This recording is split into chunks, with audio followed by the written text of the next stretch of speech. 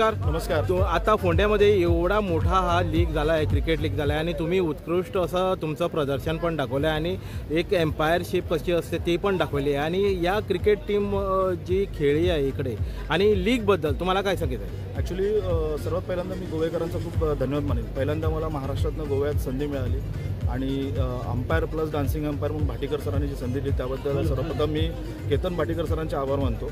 आणि इथल्या सर्व लोकांना भेटल्यानंतर इथल्या लोकांनी जे मला प्रेम दिलेलं आहे ते प्रेम मी कधीच विसरू शकत नाही आहे. आणि क्रिकेटबद्दल म्हणाल तर एक जिद्द आणि आत्मविश्वास पाहायला मिळाला. पाऊस पडत होता तरी पण टुर्नामेंट कुठे थांबवली नाही. सर्व खेळाडूंचं, रसिक प्रेक्षकांचे मी आभार मानतो की ज्यांनी मला सगळ्यांनी मला खूप प्रेम दिलं आणि माझं कौतुक केलं त्याबद्दल. ओके, तुम्ही आता अनेक असं क्रिकेट टुर्नामेंट वगैरे बघितलं असेल, लीग बघितलं असेल, इकडे तुम्हाला वेगळं काय भेटलं? मग काय दिसायला मिळालं? एवढंच भेटलं की पाहायला मिळालं की इथल्या लोकांना संधी देण्यासाठी इतकीच लोक पुढाकार घेत आहेत.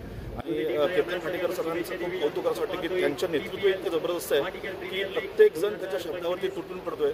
आणि अगदी पहिल्या चेंडूपासून ते शेवटच्या चेंडूपर्यंत संपूर्ण कमिटी, संपूर्ण टीम त्यांच्याबरोबर काम करते आणि खूप चांगलं वाटतंय. भविष्यात त्यांना खूप चांगली संधी आहे आणि खरोखर मला कौतुक वाटतंय की इकडचं सगळं क्रिकेट पाहून येतं. ओके, जेवढी आता टीम आपली खेळली आहे आणि स्पेशली टोटल प्लेयर जे आहे ते फोंड्या तालुक्यातच आहेत, तर त्या प्लेयर्सला तुम्ही कम्पेअर केलं तर तुमच्या लेवलवरती जेवढं तुम्हाला एक्सपिरियन्स आहे, जेवढं तुम्ही पाहिलं आहे? ओपन टुर्नामेंट्स भरपूर बघतो आम्ही. ओपन टुर्नामेंटला अंपायरिंग करत असतो.